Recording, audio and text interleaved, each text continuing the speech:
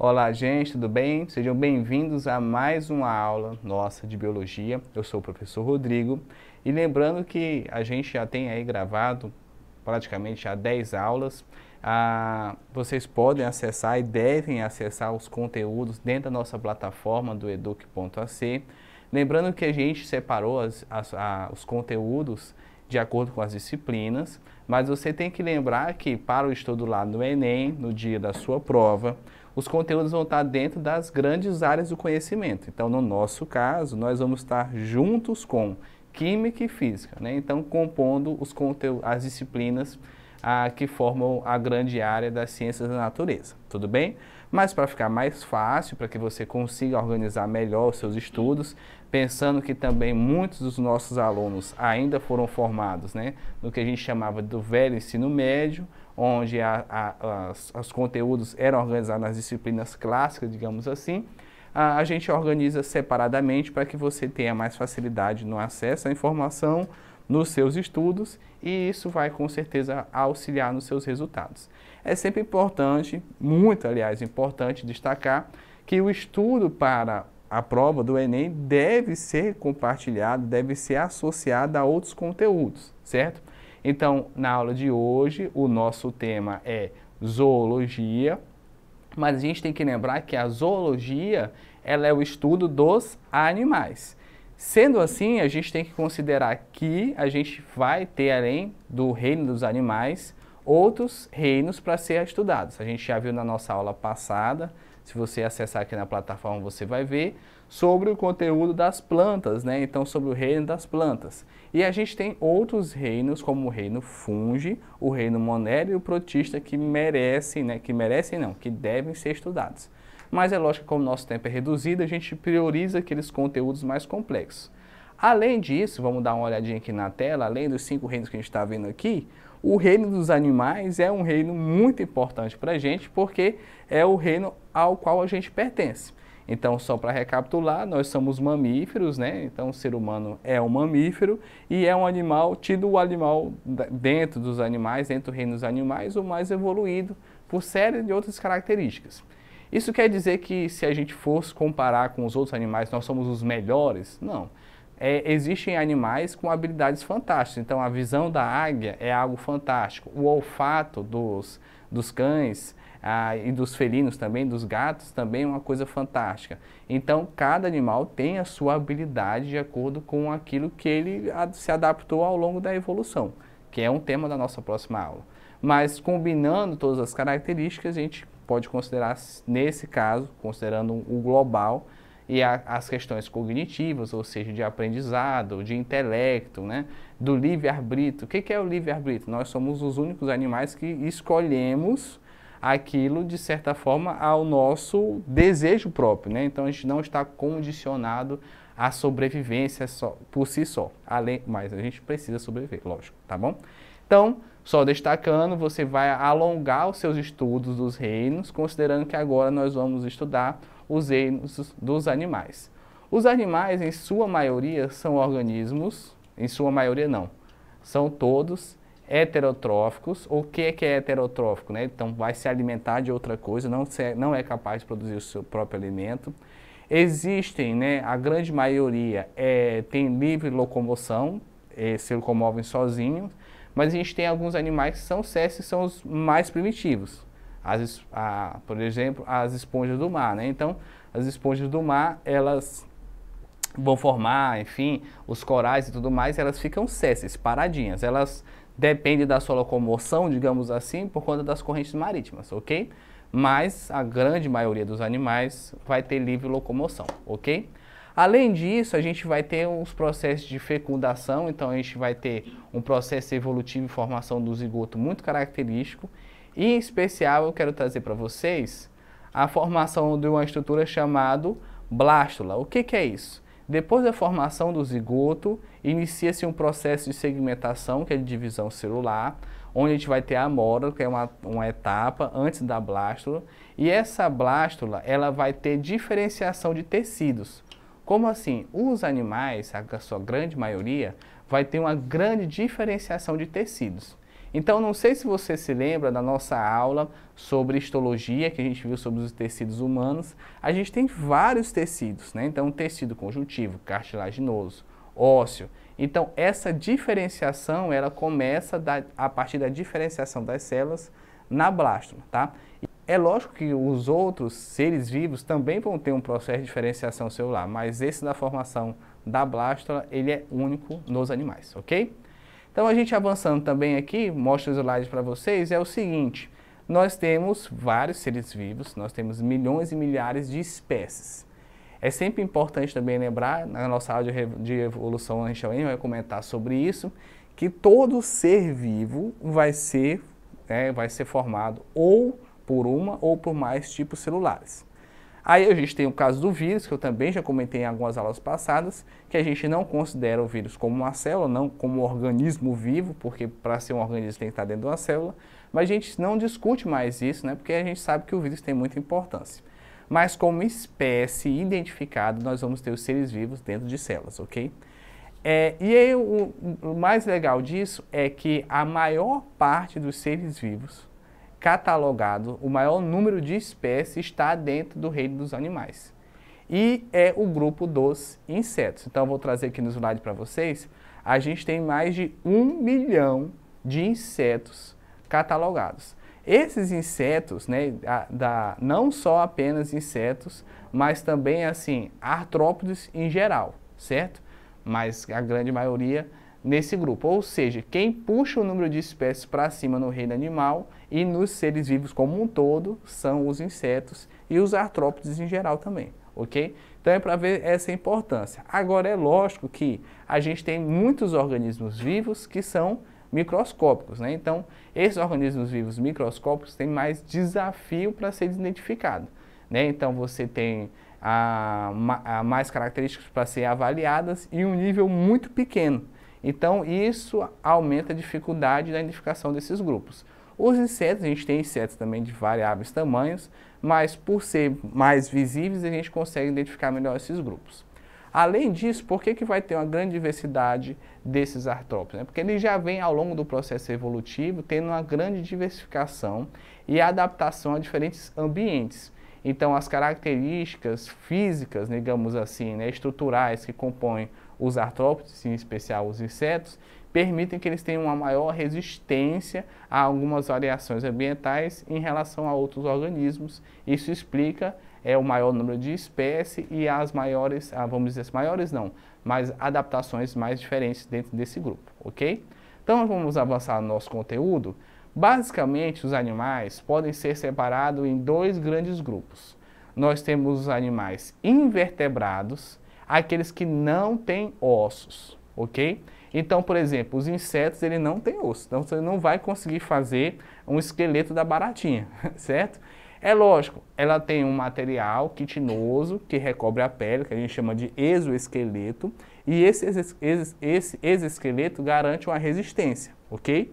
Mas ele não tem osso. E nós temos os vertebrados, são os animais que já têm ossos, vão ter uma coluna vertebral. Essa coluna vertebral ela vai produzir uma estrutura chamada notocorda, que é característica dos cordatos. O que são os cordatos? São um outro grupo de organismo maior dentro dos animais. Tudo bem? A gente já vai tirar essa dúvida aqui melhor para vocês. Então, só voltando no slide aqui, por exemplo, então, a estrela do mar, a esponja do mar, as águas-vivas, todos eles são invertebrados. E a gente tem os vertebrados, então o coelhinho, o peixe, a avestruz, a jabotinha, nós seres humanos somos vertebrados, vamos ter ossos e uma coluna vertebral. Esses ossos podem ser do tipo cartilaginoso ou ósseo mesmo, né? Que a gente vai ver essa diferenciação. Continuando no slide aí, a gente tem os principais grupos dos animais, certo?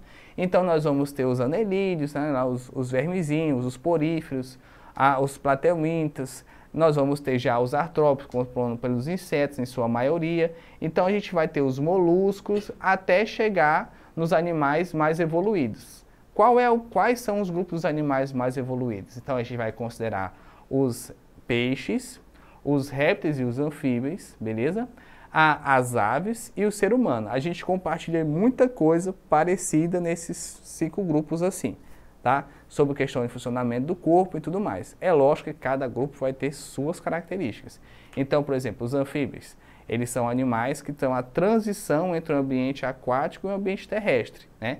A gente tem répteis que são mais resistentes ao ambiente terrestre, mas também que tem algum ciclo que não que depende, mas que se adapta melhor a baixas umidades, por conta da questão da temperatura corporal. Daí a gente vai ter as aves, né, que já tem a presença de penas, podem voar, ossos pneumáticos, então algumas características específicas. E no segundo passo aí a gente já tem os mamíferos, né, que são um outro grupo separado. Então, por exemplo, os mamíferos não vão ter penas, vão ter pelos. Mamíferos já não têm ossos pneumáticos. A gente vai ter, por exemplo, o ornitorrinco, que é uma espécie-chave, transição entre o que é, por exemplo, ave, né, e mamífero. Então, a gente vai ter esses 5 grupos mais próximos, digamos assim, os grupos mais evoluídos dentro dos animais, certo? Mas lembrando que o mais diverso vai ser os artrópodes, em especial o grupo dos insetos, ok? Então vamos avançar na nossa aula. Então aqui nesse slide eu trago aqui os grupos pensando dos menos evoluídos para os mais evoluídos dentro do reino dos animais. Então a gente tem os poríferos, as esponjas do mar, que tem as características, são os animais mais primitivos, eles são sésseis, e assim, você não tem um sistema digestivo, né, completo, então você vai ter algumas características, eles todos heterotróficos, mas que vão botar esse grupo lá no menos evoluído. Seguindo nesse passo, a gente vai ter os quinidários. Então, os quinidários são as águas-vivas, as escaravelhas, enfim, são animais que vivem natantes, eles já têm uma locomoção, e eles são muito conhecidos porque têm um sistema de defesa muito eficiente. Então, a gente tem vários problemas graves causados por queimaduras com águas-vivas, ok?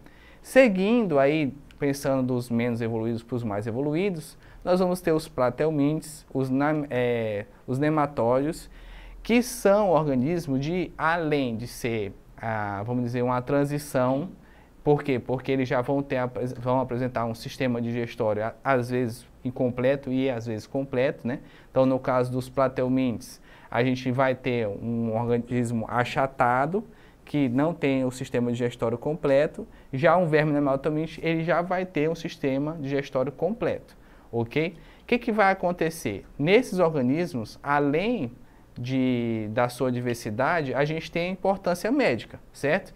Então, a lombriga, as filárias, as tênias, a gente tem esses organismos que são parasitas do ser humano e de outros animais. Então, já vai uma atenção especial também, que quando você vai tratar conteúdo de saúde, já fica esse destaque para esses dois grupos que são de importância médica também.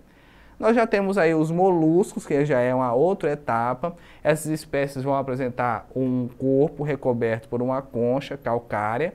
Essa concha, às vezes, o molusco ele reaproveita ou ele vai formando também a partir de componentes que ele encontra lá na água do mar. Uma outra curiosidade também, a gente vai ter principalmente os organismos, os poríferos, os quinidários, né? E os moluscos em maior número dentro da água salgada, certo? Então, maior diversidade desses grupos na água salgada. Nós temos esponjas de água doce, mas são mais raras. Os quinidários de água doce também são espécies mais raras. E aí vai ter as suas exceções. E os moluscos também a gente vai ter nos dois ambientes, mas a gente tem mais diversidade desses organismos na água salgada. Isso é uma característica interessante, porque está associado ao processo evolutivo. Então, como a gente tem mais disponibilidade de água salgada no mundo, a gente imagina que tem mais diversidade de ambientes, logo a gente vai ter uma variação maior de espécies, ok? Vamos avançar também, trazendo o próximo slide aqui. A gente vai ter o grupo dos anelídeos, que já são as minhocas, né? Um grupo já parecido, próximo, chegando aos artrópodes. E os artrópodes, que é esse grupo onde vai ter o exoesqueleto, a gente vai ter os insetos, não só os insetos, mas também os aracnídeos, né, que já são artrópodes, mas não são insetos. A gente vai ver algumas características. A gente tem os equinodermos, são compostos pelas estrelas do mar e os ouriços do mar também. Então, dentro dos artrópodes, a gente vai ter os grupos, lembrando que insecta é o maior e mais diverso, né? Então, os insectos vão ter três pares de patas, 6 patas, podem ter antena ou não, podem ter asa ou não. Aí nós vamos ter a aracnídea, que já são as aranhas com 8 pares de pata. Nós temos os crustáceos, que pode ter uma variação dos pares de pata. Os quilópodas, que são os quilópodas, e as diplópodas, que são as centopeias e as lacraias. Então, esse é um grupo muito diverso, como eu já disse, eles vão ter um exoesqueleto, uma estrutura que vai proteger externamente, vai garantir a estrutura. Uma outra coisa que a gente tem, esses organismos com fase de vida, né? Em larva, ninfa, pulpa, então eles vão ter vários momentos de transição. É diferente, por exemplo, de uma planta que vai germinar e ela vai só se desenvolvendo. Então, eles vão ter diferentes fases de crescimento e elas podem ter estruturas também diferentes. Às vezes, por exemplo, a gente vai ter nas odonatas, né, as libélulas, ela tem uma fase aquática, que a larvinha dela fica dentro d'água, depois ela vai evoluindo e sai da água para voar. Então, a gente tem alguns momentos de transição que são características importantes. Assim, eu sou suspeito de falar, porque o grupo dos animais é um grupo também que eu tenho paixão para estudar, e acaba que a gente, se for aprofundar em cada grupo, a gente vai ter horas e horas de aula aqui e não vai conseguir terminar, tudo bem? Então, lembrando sempre que a aula aqui a gente coloca para vocês, para que a gente possa revisar os conteúdos que são abordados durante o seu ensino médio, ensino fundamental, para que você consiga acessar eles lá no momento da sua prova. Uma outra coisa também que eu não comentei até agora, que a gente já percebe mais nos animais em relação aos outros organismos vivos, é a questão da simetria bilateral. Então, o que é a simetria bilateral? É quando você divide no meio um organismo e ele vai ter exatamente o que ele tem do lado direito e do lado esquerdo. Isso é uma característica muito marcante no reino animal. Então, em alguns grupos, né? Por exemplo, nos poríferos, isso não é um padrão. Outro exemplo também, nos quinidários, também não é um padrão ser simetria bilateral. E em alguns organismos mais evoluídos, a gente tem isso. Então, por exemplo, se a gente pegar os principais grupos do reino animal, então os anfíbios, os répteis, as aves e os mamíferos, a gente vai encontrar lá essa presença da simetria bilateral. Isso é importante porque a simetria bilateral, ela diz o quê? Que o organismo ele consegue ter um poder de sobrevivência e adaptação maior. Por quê? Porque, por exemplo, se porventura ele perde um membro de um lado, ele ainda consegue compensar esse membro do outro. É um exemplo, né? Mas assim, tem outras vantagens também na questão da manutenção da característica desse organismo. Então, é uma característica tão definida, marcante, que tem menos chance de mutações, de assimetria, e isso traz mais chance de sobrevivência. Então, é uma característica que eu acabei não pontuando antes, que está dentro desse grupo, tá? E aí a gente tem os grupos dos cordatos, tá? Esses cordatos podem ser escritos também com CH, né, que não tem um som do H. E aí a gente tem características assim. O que são os cordatos? Eles vão ter um sistema nervoso, uma notocorda, um feixe neural, onde centraliza as informações. Então, até os artrópodes lá, os artrópodes eles têm sistema nervoso, mas de certa forma ele não tem essa questão da notocorda principal. Então, eles vão ter glândulos de interpretação, vão ter neurôniozinhos também, né, por conta da locomoção, mas esse feixe neural característico, a notocorda, né, dos cordatos, só vai ser presente nesse grupo, ok? E aí a gente vai ter algumas características. A gente vai ter os organismos protocordatos, urocordatos ou cefalocordatos. Seguindo então, a gente vai ter os cordatos. Então, até os artrópodes, a gente tem um sistema nervoso, rudimentar e tal, mas nos cordatos a gente vai ter um feixe neural mesmo, certo? E isso vai separar os grupos. Mas às vezes tem uma dúvida sobre a questão da classificação. Moxa, mas não está dentro do reino dos animais, eu tenho tanta variação assim. Isso vai acontecer porque mesmo dentro do reino animal a gente vai ter uma grande diversidade de estruturas. Aí a gente vai separando em filhos, subfilhos, classes e ordens, que são as classificações mais altas, digamos assim, para que a gente entenda o que vai colocar cada grupo em seu lugar, ok? Na parte dos cordatos, uma atenção especial que a gente vai ter os agnatos e os gnostomatos. O que é isso, professor? A gente vai ter animais que não têm mandíbula e animais com mandíbula. E além disso, a gente vai ter mandíbula e maxila fixada ao crânio ou não. São variações evolutivas, tá bom? Isso vai ser um passo evolutivo muito importante. Mas por que é muito importante? Lembrando que cada adaptação, quando ela garante melhor a sobrevivência da espécie e o seu uso no ambiente, ela vai sendo incorporada e ela vai criando um passo evolutivo. Bem, a gente vai destacar isso melhor na nossa aula de evolução, ok? Então a gente vai avançando. Só um perdãozinho aqui. Além dos cordatos, a gente vai poder ver aqui nesse slide a classificação desses organismos dos cordatos. Então a gente vai ter as lampreias ou as bruxas, que não vão ter, né, mandíbula. Aí a gente vai ter já os vertebrados. Esses vertebrados, eles podem ter ossos cartilaginosos, como o tubarão e as arraias. Depois a gente vai para o outro grupo dos osteícteis. Os É que a letrinha tá pequena, eu confundo. Esse nomezinho é X. Pode voltar aí 2 segundos, 3 segundos atrás. Osteicitos.